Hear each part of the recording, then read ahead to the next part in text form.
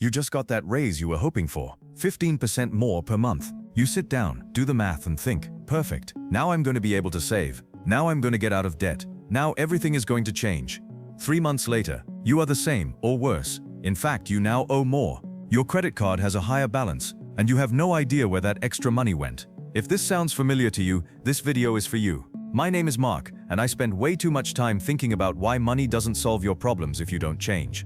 If you are someone who believes that more money will solve your stress, your debts, and your frustrations without realizing that you maintain the same mental, emotional, and behavioral patterns, then every increase in income will only amplify the same conflicts instead of resolving them. Make sure to subscribe and like this video if it helps you. The real problem. There is a study from the University of Minnesota that tracked lottery winners. Do you know what they discovered? That 70% of them ended up bankrupt or with less money than they had. Think about that for a second. People who literally made millions of dollars bankrupt in 5 years. Well, it's because they're stupid. I wouldn't do that. But that attitude is exactly the problem, because what those lottery winners did wasn't stupid. It was completely predictable. Look, here's what most don't realize. Money is an amplifier. He is not a problem solver. It is an amplifier of who you already are. If you are impulsive with $1,000, you will be impulsive with $10,000. The figures change, the behaviors do not. Brutal mathematics. Let's say you make $3,000 a month and live on the edge. You spend $2,950 each month. You only save $50. You feel suffocated, stressed. Then you get that 15% increase. Now you earn $3,450 a month, $450 extra. A 2023 study found that for every additional dollar of unexpected income, people spent 1.23. How do you spend more than you receive? Simple. Debt. The increase gives you psychological permission. You buy that new cell phone on credit because now I can pay for it. You raise your level of restaurants. You change cars because I deserve better. 3 months later, new car payment, plats $200. New cell phone plan, plats $30. New apartment in better area, plats $300. Clothes for your new level, plats $100. Your old expense, $2,950. Your new expense, $3,730. Now you spend $280 more than you earn. This is not complicated mathematics. It's predictable psychology. The lifestyle creep phenomenon. There's a term for this, lifestyle expansion.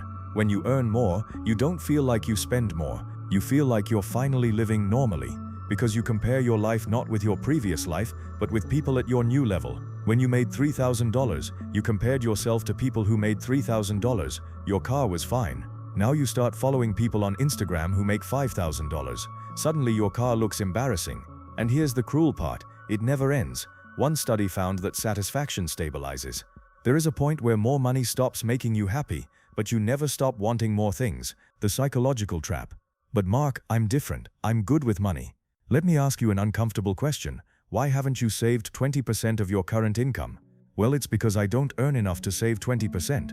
Okay, let's say you win $2,000. If I double your salary to $4,000, will you live on $1,600 and save $2,400? Of course not. Your savings rate is not a function of how much you earn. It's a function of who you are. I know people who make $200,000 and live paycheck to paycheck, and others who earn $35,000 and have $50,000 saved. The 3 patterns that destroy you. Pattern 1. Validation through consumption.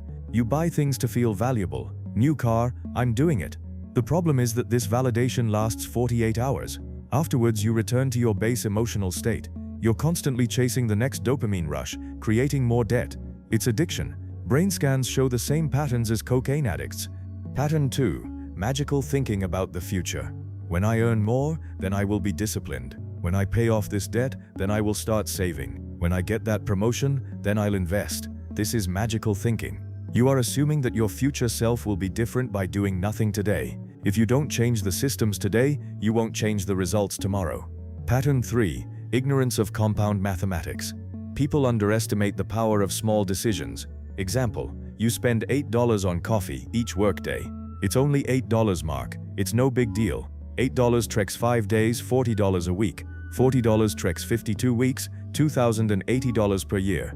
If you invest that $2,080 a year at 8% for 30 years, you have $244,000. Your $8 coffee habit is costing you $250,000. But Mark, I need my coffee. I'm not saying don't drink it. Recognize the real cost. You are investing in present pleasure or future wealth. Both are valid. But most choose the first without realizing that they are choosing not to do the second. The solution: decision architecture. The problem is not your willpower. Willpower is finite. It runs out. That's why you order expensive food delivery at 11 p.m. The decision architecture is permanent. They are systems that make correct decisions automatically. Step 1. Automate saving before you see the money. The day you receive your salary, 20% goes to an account you don't touch. You never see it. But Mark, I can't save 20%.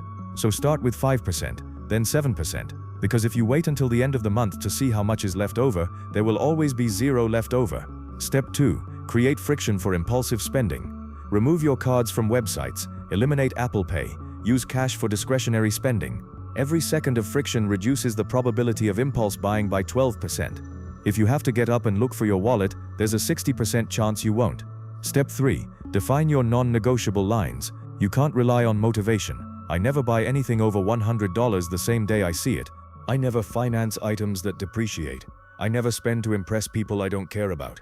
Step 4. Track each weight for 90 days. This is not forever. It is to create awareness.